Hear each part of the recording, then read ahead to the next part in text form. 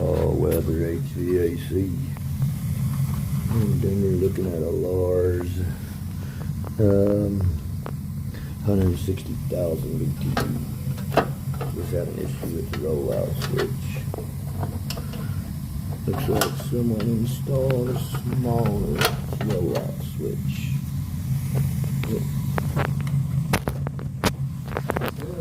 Oh yes. So you went all the way back to that? I did, just to see how long it's going to take, just out of curiosity. Yeah. I mean, it's only been running a minute, so let me see if there's.